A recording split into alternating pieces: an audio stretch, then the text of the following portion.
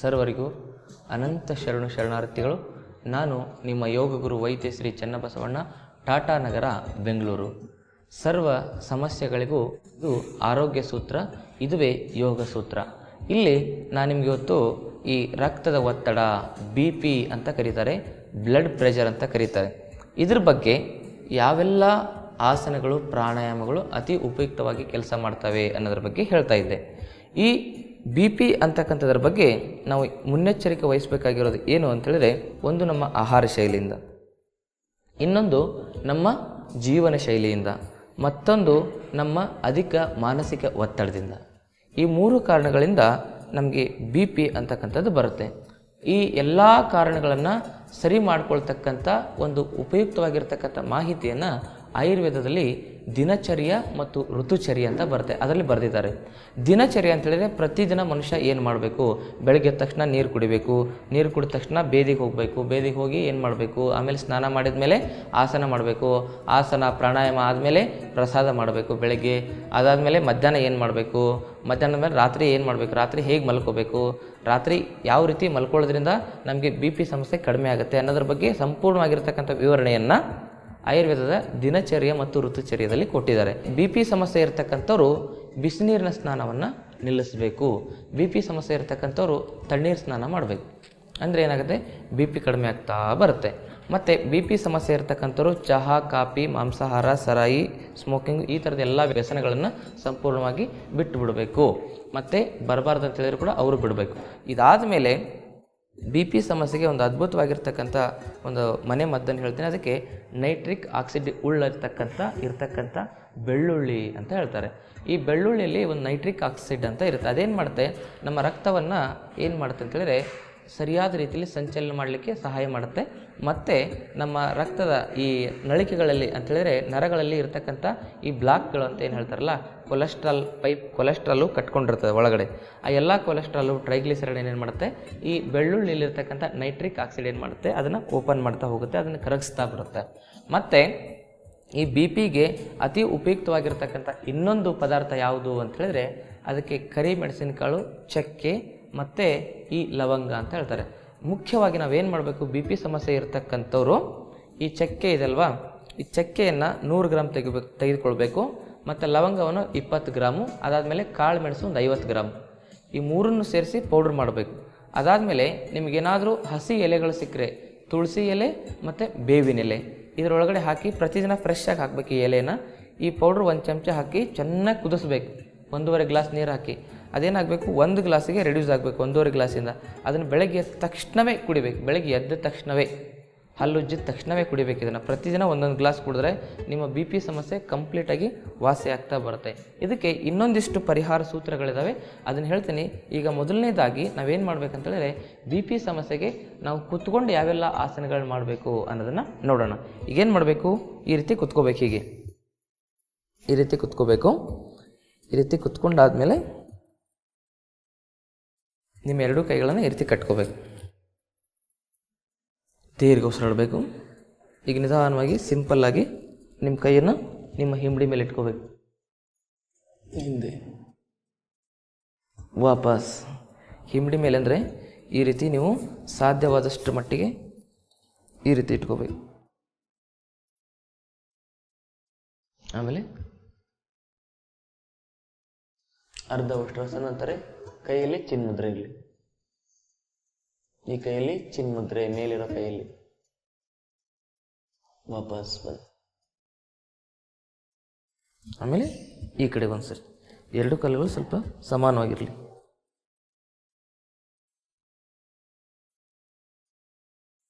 ಯಾವುದೇ ಆಸನಗಳನ್ನು ಒತ್ತಡ ಹಾಕಿ ಮಾಡಲಿಕ್ಕೆ ಹೋಗಬಾರ್ದು. ಅದಾದ್ಮೇಲೆ ಮತ್ತೊಮ್ಮೆ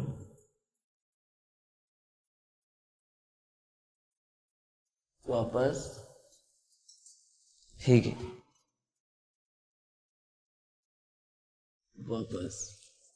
ಇದಾದ್ಮೇಲೆ ಇದನ್ನ ಒಂದು 20 ಸರಿ ಮಾಡಬೇಕು. ಇದಾದ್ಮೇಲೆ 2 ಕಡೆಯಿಂದ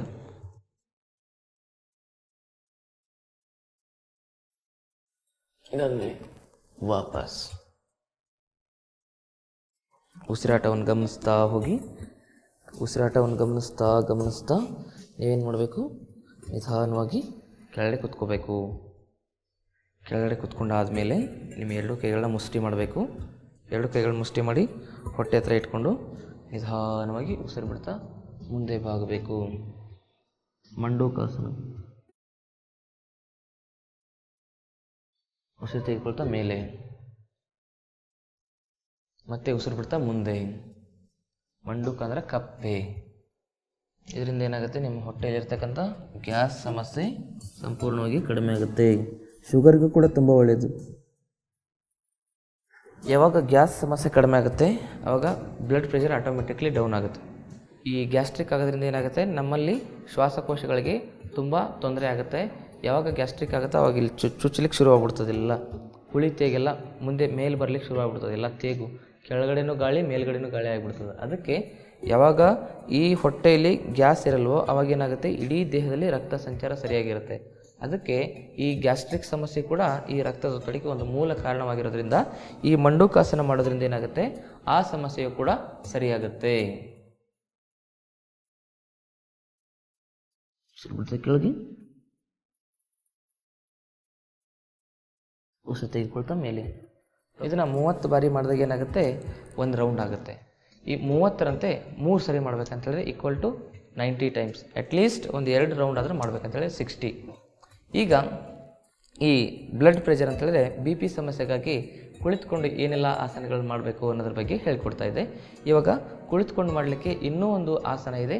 ಆ ಆಸನಕ್ಕೆ ಏನಂತ ಹೇಳ್ತಾರೆ ಅಂತೇಳಿದ್ರೆ ಪಶ್ಚಿಮೋತ್ತಾಸನ ಅಂತ ಕರೀತಾರೆ. ಪಶ್ಚಿಮೋತ್ತಾಸನ ಹೇಗೆ ಮಾಡೋದು ನೋಡಿ. 2 ಕಾಲುಗಳನ್ನ ನೇರ ಮಾಡ್ಕೋಬೇಕು. ಈ ರೀತಿ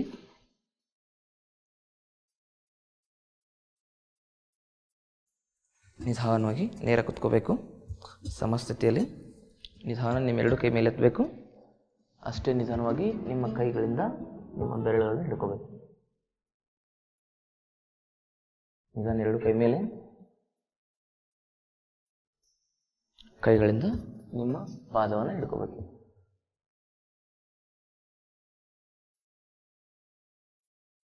ಪಶ್ಚಿಮೋತ್ತಾಸನ ಅಂತ ಹೇಳ್ತಾರೆ. ನಿಧಾನ 2 ಕೈ ಮೇಲೆ, ಮೇಲೆ ಧ್ಯಾನ ಮುದ್ರೆ, ಬಿಡ್ತಾ ಕೆಳಗೆ.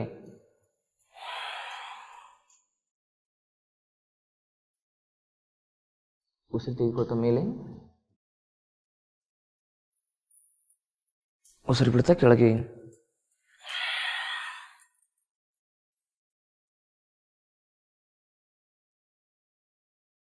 ಮುಂದೆ ನೋಡಿ. ನಿಮ್ಮ ಈ ಕತ್ತಿದೆ ಅಲ್ವಾ, ಈ ರೀತಿ ಮುಂದೆ ನೋಡ್ತಾ ಇರ್ಬೇಕು. ಹೀಗೆ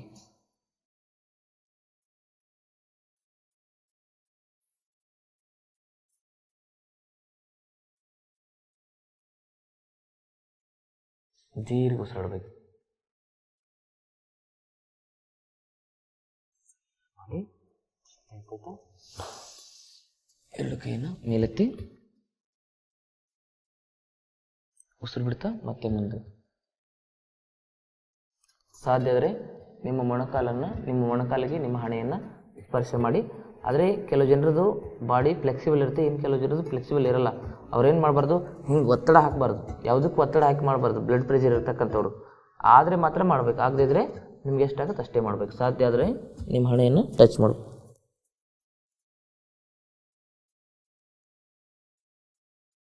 ಉಸಿರು ಬಿಡ್ತಾ ಕೆಳಗೆ, ಉಸಿರು ತೆಗೆದುಕೊಳ್ತಾ ಮೇಲೆ. ಇದಾದ್ಮೇಲೆ ನಿಧಾನವಾಗಿ ನಿಮ್ಮ 2 ಕಾಲುಗಳನ್ನು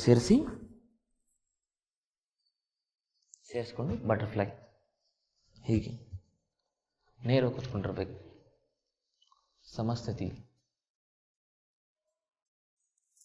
ಈ ಸೊಂಟದ ಭಾಗದಲ್ಲಿ ಕೂಡ ರಕ್ತ ಸಂಚಾರ ಸರಿ ಮಾಡ್ಕೋಬೇಕಂದ್ರೆ ಈ ರಕ್ತ ಸಂಚಾರ ನಿಮ್ಮ ದೇಹದ ಒಳಗಡೆ ಇರತಕ್ಕಂಥ BP ಸಮಸ್ಯೆ ಕಡಿಮೆ ಆಗುತ್ತೆ. ನೇರ ಕೂತ್ಕೊಳ್ಳಿ. ಸಮಸ್ಥಿತಿಯಲ್ಲಿರಬೇಕು. ನಿಮ್ಮ ಬೆನ್ನು ಹುರಿಯ ಭಾಗವನ್ನು ಗಮನಿಸ್ತಾ ಮಾಡಬೇಕು. ಯಾವುದೇ ಆಸನ, ಯಾವುದೇ ಪ್ರಾಣಾಯಾಮ ಮಾಡೋ ಸಂದರ್ಭದಲ್ಲಿ ನಮ್ಮ ಬೆನ್ನು ಹುರಿ ಏನಾಗಿರಬೇಕು, ಸ್ಟ್ರೈಟ್ ಆಗಿರಬೇಕು. ಕೆಲವೊಂದಿಷ್ಟು ಬೆಂಡಿಂಗಲ್ಲಿ ಸ್ಟ್ರೈಟ್ ಆಗಿರ್ಲಿಕ್ಕೆ ಆಗಲ್ಲ. ಆದರೆ ಸ್ಟೇಯಿಂಗ್ ಮೂಮೆಂಟಲ್ಲಿ ಹೀಗೆ ಇದರಲ್ಲಿ ಕುತ್ಕೊಂಡಿರ್ತೇವೆ, ಇದರಲ್ಲಿ ನೆಟ್ಟಿಗೆ ಕುತ್ಕೋಬೋದು. ಯಾವುದ್ರಲ್ಲಿ ಸಾಧ್ಯವೋ ಎಲ್ಲದರಲ್ಲೂ ನೆಟ್ಟಿಗೆ ಇರಲಿಕ್ಕೆ, ಸ್ಟ್ರೈಟ್ ಆಗಿರಲಿಕ್ಕೆ ಪ್ರಯತ್ನ ಮಾಡಬೇಕು. ಯಾವುದು ಸ್ಟ್ರೈಟ್ ಸ್ಟ್ರೇಯಿಂಗ್ ಪೊಸಿಷನ್ ಇರ್ತದಲ್ಲ, ನೆಟ್ಟಿಗೆ ನಿಂತ್ಕೊಳ್ಳೋ ಪೊಸಿಷನ್ ಇರ್ತದಲ್ಲ, ನೆಟ್ಟಿಗೆ ನಿಂತ್ಕೊಂಡು ನೆಟ್ಟಿಗೆ ಕುತ್ಕೊಂಡು ಮಾಡ್ತಕ್ಕಂಥ ಯಾವೆಲ್ಲ ಆಸನಗಳಿದ್ದಾವೆ ಆ ಎಲ್ಲ ಆಸನಗಳಲ್ಲಿ ಏನು ಮಾಡಬೇಕು, ಬೆನ್ನು ಹುರಿಯನ್ನು ಸ್ಟ್ರೈಟಾಗಿ ಇಟ್ಕೊಂಡು ಮಾಡಬೇಕು. ಬೆಂಡ್ ಆಗೋ ಟೈಮಲ್ಲಿ ಆಗುತ್ತೆ, ಅದು ಬೇರೆ. ನೆಟ್ಟಿಗೆ ಕುತ್ಕೋಬೇಕೀಗ, ನೇರವಾಗಿ ಕುತ್ಕೋಬೇಕು. ನಿಧಾನ, ಉಸಿರು ಬಿಡ್ತಾ ಕೆಳಗೆ, ಉಸಿರು ತೆಗೆದುಕೊಳ್ತಾ ಮೇಲೆ, ಉಸಿರು ಬಿಡ್ತಾ ಕೆಳಗೆ, ತೆಗೆದುಕೊಳ್ತಾ ಮೇಲೆ, ಉಸಿರು ಬಿಡ್ತಾ ಕೆಳಗೆ, ಉಸಿರು ತೆಗೆದುಕೊಳ್ತಾ ಮೇಲೆ, ಉಸಿರು ಬಿಡ್ತಾ ಕೆಳಗೆ, ಉಸಿರು ತೆಗೆದುಕೊಳ್ತಾ ಮೇಲೆ. ನೇರ ಕುತ್ಕೊಳ್ಳಿ, ಮೂಮೆಂಟ್ ಮಾಡಿ. ಈ ರೀತಿ ಮಾಡಿದ್ರೆ ಏನಾಗುತ್ತೆ, ಈ ಸೂಕ್ಷ್ಮವಾಗಿ ಆಸನಗಳು ಮಾಡೋದ್ರಿಂದ ಏನಾಗುತ್ತೆ, ರಕ್ತದಲ್ಲಿರ್ತಕ್ಕಂಥ ಪಿತ್ತ ಕಡಿಮೆ ಆಗುತ್ತೆ. ರಕ್ತದಲ್ಲಿ ಯಾವಾಗ ಪಿತ್ತ ಜಾಸ್ತಿ ಆಗುತ್ತೆ ಅಂತ ಹೇಳಿದ್ರೆ, ನಾವು ಸಮಯಕ್ಕೆ ಸರಿಯಾಗಿ ಆಹಾರ ತಿಂದೇ ಇದ್ದಾಗ. ಕೆಲವು ಸರಿ ಏನು ಮಾಡ್ತೀವಿ ನಾವು ಅಂತ ಹೇಳಿದ್ರೆ, ಟೈಮ್ ಸರಿಯಾಗಿ ಆಹಾರ ತಿನ್ನಲ್ಲ. ನಮ್ಮ ದೇಹದೊಳಗಡೆ ಒಂದು HCl ಅಂತ ಇರುತ್ತೆ, ಅದಕ್ಕೆ ಹೈಡ್ರೋಕ್ಲೋರಿಕ್ ಆ್ಯಸಿಡ್ ಅಂತ ಕರೀತಾರೆ. ಆ HCl ಏನಾಗ್ತಾ ಇರುತ್ತೆ, ಟೈಮ್ ಸರಿಯಾಗಿ ರಿಲೀಸ್ ಆಗ್ತಾನೆ ಇರುತ್ತೆ.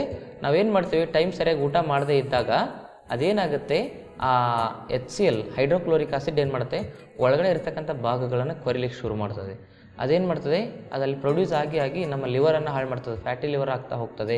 ಈ ಅತಿ ಹೆಚ್ಚು ಹುಳಿ ಪದಾರ್ಥವನ್ನು ತಿನ್ನೋದ್ರಿಂದನೂ ಕೂಡ, ಹೆಚ್ಚು ಆಸಿಡಿಕ್ ಪದಾರ್ಥವನ್ನು ತಿನ್ನೋದ್ರಿಂದ ಕೂಡ ನಮ್ಮ ಲಿವರ್ ಫೇಲ್ ಆಗುತ್ತೆ. ಮತ್ತು ಹೆಚ್ಚು ಔಷಧಿಗಳನ್ನು ತಗೊಳ್ಳೋದ್ರಿಂದನೂ ನಮ್ಮ ಲಿವರ್ ಸಮಸ್ಯೆ ಆಗುತ್ತೆ. ಮತ್ತು ಇನ್ನೊಂದು ಯಾವುದು ಅಂತ ಹೇಳಿದ್ರೆ, ನಾವು ಸಮಯಕ್ಕೆ ಸರಿಯಾಗಿ ಊಟ ಮಾಡದೇ ಇದ್ರೂ ಕೂಡ ನಮ್ಮ ಲಿವರ್ ಸಮಸ್ಯೆ ಆಗುತ್ತೆ. ಯಾವಾಗ ಲಿವರ್ ಸಮಸ್ಯೆ ಆಗುತ್ತೆ ಆವಾಗ ಪಿತ್ತದಲ್ಲಿ ತುಂಬ ವೇರಿಯೇಷನ್ ಆಗುತ್ತೆ. ಯಾವಾಗ ಪಿತ್ತದಲ್ಲಿ ತುಂಬ ವೇರಿಯೇಷನ್ ಆಗುತ್ತೆ ಆವಾಗ ನಮ್ಮ ಇಡೀ ದೇಹದ ರಕ್ತದಲ್ಲಿ ಏನಾಗುತ್ತೆ, ಪಿತ್ತಾಂಶ ಜಾಸ್ತಿ ಆಗುತ್ತೆ. ಅದಕ್ಕೆ ಆಸಿಡಿಕ್ ಪದಾರ್ಥಗಳು ಯಾವುದು ಅಂತೇಳಿದ್ರೆ, ಈ ಟೀ, ಕಾಫಿ ಇವೆಲ್ಲ ಇದಾವಲ್ಲ, ಇದರಲ್ಲಿ ತುಂಬ ಆಸಿಡ್ ಇರುತ್ತೆ. ಟೀನಲ್ಲಿ ಟೆನಿನ್ ಇರುತ್ತೆ, ಕಾಫಿನಲ್ಲಿ ಕೆಫಿನ್ ಇರುತ್ತೆ. ಈ ಟೀ ಕಾಫಿ ಕುಡಿದ್ರೆ ನಿಮ್ಮ ಜೀವನದಲ್ಲಿ ನಿಮಗೆ ರಕ್ತದ ಒತ್ತಡ ಸರಿಯಾಗ್ಲಿಕ್ಕೆ ಸಾಧ್ಯನೇ ಇಲ್ಲ. ಈ ಯುರೋಪ್ ಮತ್ತು ಅಮೇರಿಕಾದಂಥ ಕಂಟ್ರೀಸ್ಗಳಲ್ಲಿ ಜಾಸ್ತಿ ಕೋಲ್ಡ್ ಇರುತ್ತಲ್ವಾ, ಜಾಸ್ತಿ ತಂಪಿರುತ್ತೆ, ಅದಕ್ಕೋಸ್ಕರ ಅವರು ಟೀ ಕಾಫಿ ಕುಡಿಬೇಕಾಗುತ್ತೆ. ನಮ್ಮ ದೇಶದಲ್ಲಿ ಪ್ರತಿ ದಿವಸ ಏನಾಗುತ್ತೆ, ಸೂರ್ಯನ ಬೆಳಕು ಬರುತ್ತೆ. ಇಲ್ಲಿ ಏನಂತ ಹೇಳಿದ್ರೆ, ಎವ್ರಿ ಡೇ ಇಸ್ ಸಂಡೇ, ಪ್ರತಿದಿನ ಇಲ್ಲೇನಿದೆ ಸಂಡೇ. ಅಲ್ಲಿ ಯಾವುದೇ ಒಂದು ದಿನ ಏನಾಗುತ್ತೆ, ಸೂರ್ಯ ಕಾಣಿಸ್ಕೊಳ್ತಾನೆ. ಅದಕ್ಕೆ ಅವ್ರು ಏನು ಹೇಳ್ತಾರೆ, ಗುಡ್ ಮಾರ್ನಿಂಗ್, ಗುಡ್ ಮಾರ್ನಿಂಗ್ ಅಂತ ಹೇಳ್ತಾರೆ. ನಮ್ಮ ದೇಶದಲ್ಲಿ every morning is good morning. ಅದಕ್ಕೆ ಹಿಂಗೆ ಮಾಡಬೇಕು, ಗುಡ್ ಮಾರ್ನಿಂಗ್ ಆಗಬೇಕು ಅಂತೇಳಿದ್ರೆ, every morning is good morning ಆಗಬೇಕಂದ್ರೆ ಬಟರ್ಫ್ಲೈ ಮಾಡಬೇಕು, ನೇರ ಕೂತ್ಕೋಬೇಕು. ಅದಕ್ಕೆ ನಾವು ಅದನ್ನು ಅನುಸರಣೆ ಮಾಡ್ತಕ್ಕಂಥ ಯಾವುದೇ ಅವಶ್ಯಕತೆಗಳು ಇಲ್ಲ. ನೇರ ಕೂತ್ಕೋಬೇಕು. ನೀವು BP ಸಮಸ್ಯೆ ಇರತಕ್ಕಂಥ ಸಂದರ್ಭದಲ್ಲಿ ಹೆಚ್ಚು ಆಸಿಡಿಕ್ ಪದಾರ್ಥವನ್ನು ಸೇವನೆ ಮಾಡೋದನ್ನು ನಿಲ್ಲಿಸಬೇಕು. ಈ ರೀತಿ ಮಾಡ್ತಾ ಹೋಗ್ಬೇಕು, ಹೀಗೆ ಹೀಗೆ. ಇದಾದಮೇಲೆ ನಾನು ನಿಮಗೆ ಮಲಗಿಕೊಂಡು ಇನ್ನೊಂದಿಷ್ಟು ಆಸನಗಳಿದ್ದಾವೆ ಈ BP ಸಮಸ್ಯೆಗಾಗಿ. ಅದರ ಬಗ್ಗೆ ಸಂಪೂರ್ಣವಾಗಿರ್ತಕ್ಕಂಥ ಮಾಹಿತಿಯನ್ನು ನಾನು ನಿಮಗೆ ಕೊಡ್ತೇನೆ. ಈಗ BP ಸಮಸ್ಯೆಗಾಗಿ ಮಲ್ಕೊಂಡು ಯಾವೆಲ್ಲ ಆಸನಗಳು ಮಾಡಬೇಕು ಅನ್ನೋದ್ರ ಬಗ್ಗೆ ಸಂಪೂರ್ಣವಾಗಿರ್ತಕ್ಕಂಥ ಮಾಹಿತಿಯನ್ನು ಕೊಡ್ತೀನಿ. ಈಗ ನೋಡಿ, ನೀವು ಮೊದಲು ಏನು ಮಾಡಬೇಕು, ನಿಮ್ಮ ಎರಡು ಕಾಲುಗಳನ್ನ ಸ್ಟ್ರೈಟ್ ಮಾಡಿಕೊಂಡು ಮಲ್ಕೋಬೇಕು. ಮಲ್ಕೊಂಡಾದ್ಮೇಲೆ ಕೈಯನ್ನು ಹಿಂದೆ ತೆಗೆದುಕೊಂಡು ಹೋಗಬೇಕು. ಈಗ ನಿಧಾನವಾಗಿ ಒಂದು ಕಾಲನ್ನು ಮಡಚಬೇಕು. ಇದಕ್ಕೆ ಪವನ ಮುಕ್ತಾಸನ ಅಂತ ಕರೀತಾರೆ. ಗಾಳಿ ವೇರಿಯೇಷನ್ ಆಗೋದ್ರಿಂದನೇ ಈ BP ಸಮಸ್ಯೆ ಬರ್ತದೆ ಅಂತ ಹೇಳಿದೆ. ನಮ್ಮ ದೇಹದಲ್ಲಿ ಪ್ರಾಣಗಳು ಏನಾಗುತ್ತೆ, ಇಂಬ್ಯಾಲೆನ್ಸ್ ಆಗ್ತಾ ಹೋಗುತ್ತೆ. ಪ್ರಾಣಗಳಂತೇಳಿದ್ರೆ ಯಾವುದು, ನಮ್ಮ ದೇಹದಲ್ಲಿ 5 ಪ್ರಾಣಗಳು ಮತ್ತು 5 ಉಪಪ್ರಾಣಗಳಿದ್ದಾವೆ. ನಾಗ, ದೇವದತ್ತ, ಧನಂಜಯ ಅಂತ 5 ಉಪಪ್ರಾಣಗಳಿದ್ದಾವೆ.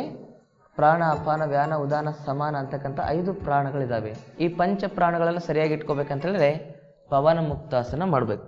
ಉಸಿರು ಬಿಡ್ತಾ ಮುಂದೆ, ಉಸಿರು ತೆಗೆದುಕೊಳ್ತಾ ಮೇಲೆ, ಮತ್ತೆ ಉಸಿರು ಬಿಡ್ತಾ ಮುಂದೆ, ಉಸಿರು ತೆಗೆದುಕೊಳ್ತಾ ಮೇಲೆ, ಉಸಿರು ಬಿಡ್ತಾ ಮುಂದೆ. ಚಹಾ ಕಾಫಿ ಕುಡಿದಿರ್ತಕ್ಕಂಥ ಎಲ್ಲ ಪಿತ್ತ ಹೊರಗಡೆ ಹೋಗ್ಬೇಕು. ಚಹಾ ಕಾಫಿ ಹೆಂಗೆ ಅಂತ ಹೇಳಿದ್ರೆ ಒಂಥರ ಸೈಕೋಸೊಮ್ಯಾಟಿಕ್ ಡಿಸಾರ್ಡರ್ ಇದ್ದಂಗೆ ಅದು. ಕೆಲವು ಜನರಿಗೆ ಅದು ಬೇಕೇ ಬೇಕಾಗತ್ತೆ. ಬೆಳಗ್ಗೆ ಅದು ಒಳಗಡೆ ಹೋಗಲಿಲ್ಲ ಅಂತ ಹೇಳಿದ್ರೆ ಕೆಲವು ಜನ ಟಾಯ್ಲೆಟಿಗೆ ಕೂಡ ಹೋಗಲ್ಲ. ಅಲ್ಲಿ ಇನ್ಹೇಲ್ ಆದಮೇಲೆ ಹೊರಗಡೆ ಎಕ್ಸೇಲ್ ಮಾಡೋದವರು. ಅದಕ್ಕೆ ಈ ಟೀ ಕಾಫಿ ಅಂತಕ್ಕಂಥದ್ದು ಒಂದು ಹ್ಯಾಬಿಟ್ ಇದ್ದಂಗೆ. ಹ್ಯಾಬಿಟ್ ಅಂತಕ್ಕಂಥದ್ದು ಒಳ್ಳೇದಿರಬೇಕು. ಅಂದರೆ ಏನಾಗುತ್ತೆ, ಹ್ಯಾಬಿಟ್ ಯಾವತ್ತೂ ಹೋಗಲ್ಲ ನಮಗೆ. ಹ್ಯಾಬಿಟ್ ಯಾವುದನ್ನು ಮಾಡ್ಕೊಳ್ತೀವಲ್ವಾ ಅದು ಕೊನೆವರೆಗೂ ಇರುತ್ತೆ. ಅದಕ್ಕೆ ಹ್ಯಾಬಿಟ್ ಯಾವತ್ತೂ ಒಳ್ಳೇದಿರಬೇಕು. ನೋಡಿ, ಹ್ಯಾಬಿಟ್ ಅಂತಕ್ಕಂಥ ಪದ ನೋಡಿ, ಹ್ಯಾಬಿಟ್ನಲ್ಲಿ ನೀವು H ತೆಗಿರಿ, ಬಿಟ್ಟು ಉಳಿಯುತ್ತೆ. ಅದರಲ್ಲಿ ನೀವೇನು ತೆಗಿಬೇಕು, B ತೆಗಿರಿ, A ತೆಗಿರಿ, ಆಮೇಲೆ ಬಿಟ್ಟು ಉಳಿಯುತ್ತೆ. ಆಮೇಲೆ B ತೆಗಿರಿ, ಏನು ಉಳಿಯುತ್ತೆ, ಇಟ್ಟು ಉಳಿಯುತ್ತೆ. ಆ ಹಿಟ್ಟಲ್ಲಿ ಐ ತೆಗೆದ್ರೆ ಏನು ಉಳಿಯುತ್ತೆ? ಟೀ ಉಳಿಯುತ್ತೆ. ನಾನೇನು ಹೇಳಿದೆ, ಟೀನು ಕುಡಿಬಾರ್ದು ಅಂತ ಹೇಳಿದ್ನಲ್ಲ, ಟೀನು ಅಡಿಕ್ಷನ್ ಅಲ್ವಾ? ಹಾಗಾಗಿ ಹ್ಯಾಬಿಟ್ ಅಂತಕ್ಕಂಥ ಪದನೇ ಹಂಗಿದೆ, ಅದು ಏನು ಮಾಡಲಿಕ್ಕಾಗಲ್ಲ. ಅದಕ್ಕೆ ಹ್ಯಾಬಿಟ್ಟು ಯಾವತ್ತೂ ಹೋಗಲ್ಲ. ಅದಕ್ಕೆ ನಾವು ಹ್ಯಾಬಿಟನ್ನು ಮಾಡ್ಕೊಳ್ಳೋದಿದ್ರೆ ಒಳ್ಳೆಯ ಹ್ಯಾಬಿಟನ್ನು ಮಾಡ್ಕೋಬೇಕು. ಕೆಟ್ಟ ಹ್ಯಾಬಿಟ್ ಏನಾದರೂ ಇದ್ದರೆ ಅದನ್ನು ಯೋಗದಿಂದ ಸರಿ ಮಾಡ್ಕೋಬೋದು. ಈ ರೀತಿ ಮಾಡಿದ್ರೆ ದೇಹದ ಒಳಗಡೆ ಗ್ಯಾಸ್ಟ್ರಿಕ್ ಆಗಲ್ಲ, ಗ್ಯಾಸ್ಟ್ರಿಕ್ ಕಡಿಮೆ ಆಗುತ್ತೆ. ಇದಾದಮೇಲೆ ಎರಡೂ ಕಡೆಯಿಂದ ಮಾಡಬೇಕು, ಮಾಡಿಸ್ಕೋಬೇಕು, ಹಿಂಗೆ ಇಟ್ಕೋಬೇಕು, ಮೊಣಕಾಲಿಗೆ ಮೂಗು ಸ್ಪರ್ಶ ಮಾಡಬೇಕು. ಮತ್ತೆ ವಾಪಸ್ ಉಸಿರು ಬಿಡ್ತಾ ಮತ್ತೆ ಮುಂದೆ,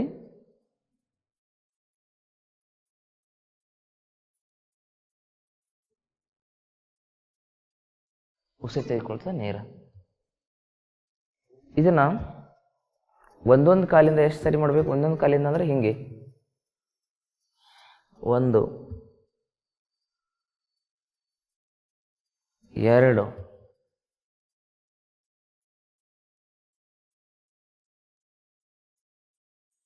ಹೀಗೆ 25 ಬಾರಿ ಮಾಡಬೇಕು.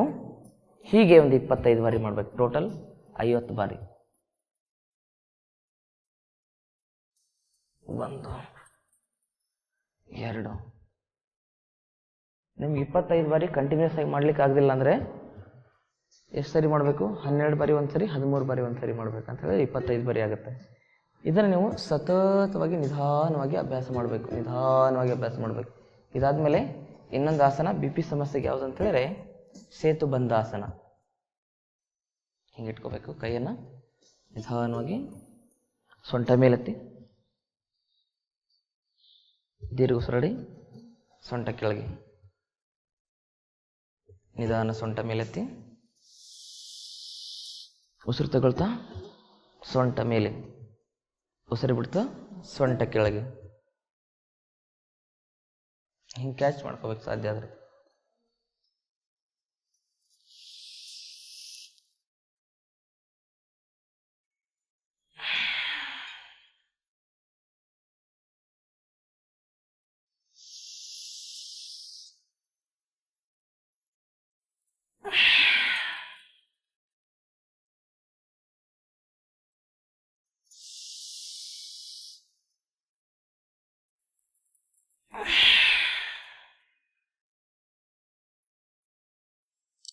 ವಿಶ್ರಾಂತಿ. ಇದನ್ನು 25 ಬಾರಿ ಮಾಡಬೇಕು. ನಿಧಾನ ಉಸಿರು ತೆಗೆದುಕೊಳ್ತಾ ಮೇಲೆ, ನಿಧಾನ ಉಸಿರು ಬಿಡ್ತಾ ಕೆಳಗೆ. ಇದಾದಮೇಲೆ ಮರ್ಕಟಾಸನ ಅಥವಾ ಉದರಾಕರ್ಷಣಾಸನ. ಉಸಿರು ತೆಗೆದುಕೊಳ್ತಾ ಮೇಲೆ, ಉಸಿರು ಬಿಡ್ತಾ ಕೆಳಗೆ. ಹೀಗೆ ಕೈ ಕೂಡ ಇಟ್ಕೋಬೋದು. ಉಸಿರು ತೆಗೆದುಕೊಳ್ತಾ ಮತ್ತೆ ಮೇಲೆ, ಉಸಿರು ಬಿಡ್ತಾ ಕೆಳಗೆ.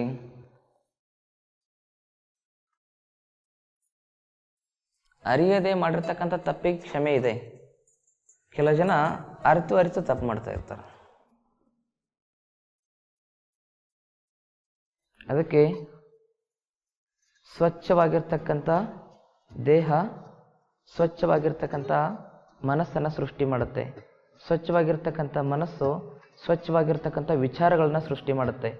ಸ್ವಚ್ಛವಾಗಿರ್ತಕ್ಕಂಥ ವಿಚಾರಗಳು ಸ್ವಚ್ಛವಾಗಿರ್ತಕ್ಕಂಥ ಸಮಾಜವನ್ನು ಸೃಷ್ಟಿ ಮಾಡ್ತವೆ.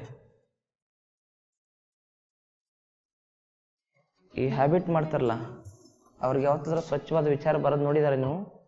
ಬರೀ ಎಲ್ಲವನ್ನು ಬೈಯೋದು, ಎಲ್ಲರನ್ನೂ ತೆಗಳೋದು, ಎಲ್ಲರನ್ನೂ ಟೀಕೆ ಮಾಡೋದು, ಎಲ್ಲರನ್ನೂ ಹಂಗಿಸೋದು, ಇದೇ ಇರ್ತದೆ ಅವ್ರಿಗೆ. ಹೀಗೆ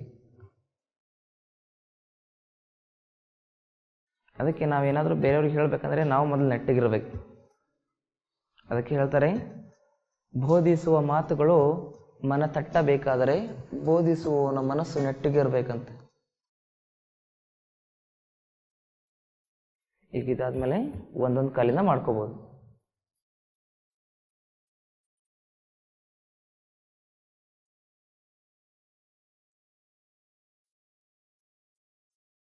ಈ ವ್ಯಸನಕ್ಕೆ ಬಿದ್ದವರು, ನಶೆಯಲ್ಲಿದ್ದವರು ಯಾವಾಗ ಯಾರನ್ನ ಹಾಳು ಮಾಡ್ತಾರಂತ ಹೇಳಲಿಕ್ಕಾಗಲ್ಲ.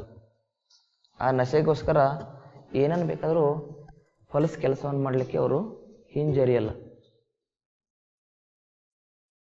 ಅದಕ್ಕೆ ಏನಾದರೂ ಜೀವನದಲ್ಲಿ ಜೀವನ ಅಂತಕ್ಕಂಥದ್ದು ಏನಾದರೂ ಅರ್ಥ ಮಾಡ್ಕೋಬೇಕಂತ ಹೇಳಿದ್ರೆ ಮೊದಲು ನಶೆಯನ್ನು ಬಿಟ್ಟು ಹೊರಗಡೆ ಬರಬೇಕು. ಹೀಗೆ ನಿಧಾನವಾಗಿ ಈ ಕಡೆ 25 ಬಾರಿ ಮಾಡಬೇಕು. 25 ಬಾರಿ ಆದಮೇಲೆ ಏನು ಮಾಡಬೇಕು?